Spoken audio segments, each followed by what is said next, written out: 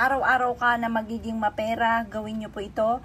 At ito po ay makakatulong upang sa ganon, imbis na ikaw ay laging walang pera, ikaw po ay magkakaroon ng maraming pera. Bukod sa inyong pagiging masipag at matyaga, subukan nyo po ito dahil marami na nagpatotoo na sila po ay sinuwerte po dito. Ganito lamang ang inyo pong gagawin. Kumuha po kayo ng luya na may sibol.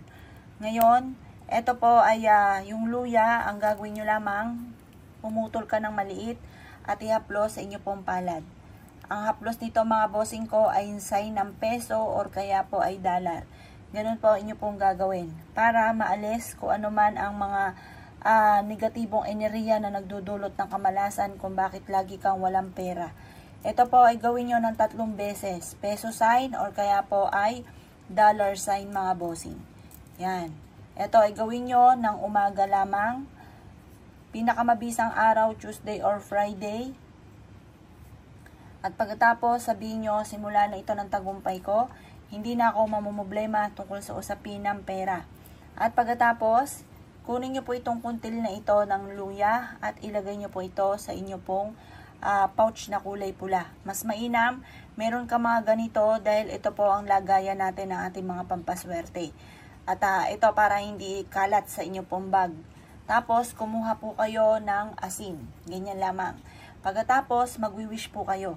Sa pamamagitan ng pampaswerteng ito, kailanman ay hindi na ako mamumblema tungkol sa usapin ng pera. Maraming pera ang darating sa akin at siksikliglig at umaapaw at maraming blessing araw-araw na darating. Ganon ang mga pagwi-wish na walang gamit na sana, direct to the point. Pagtapos ka na po mag-wish mga bossing ko, ang gagawin nyo lamang, ito ibibilad nyo sa sinag ng araw ng mga bandang alas 8 ng umaga.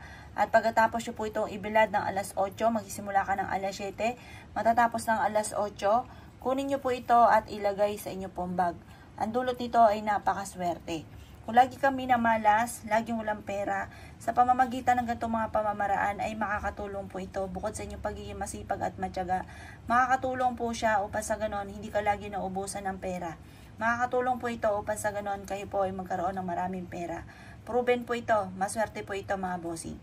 Kaya ako'y kinaniwala at naisya po itong gawin, huwag ka na magpatumpik-tumpik pa. Subukan nyo po ito at ito ay makakatulong upang sa ganon kayo po ay araw-araw na magkaroon ng maraming pera. Bagamat nababawasan ang wallet po ninyo dahil bumibili ka ng pangangailangan, may kaagad ay bumabalik. Kaya mapapansin nyo, imbis na nauubos, nadadagdagan pa ito na nadadagdagan.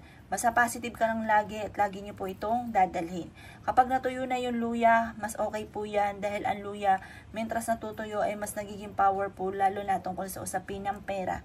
Kagaya ng ganito. Proven din po yan, tuyo na po siya, pwede nyo siyang ilagay sa wallet ninyo or kaya po sa lagayan ng inyong kaperahan at ang dulot niyan ay swerte. Kaya ako'y kinaniwala at naisyo po itong gawin, asya mga boss, good luck po sa inyo po lahat.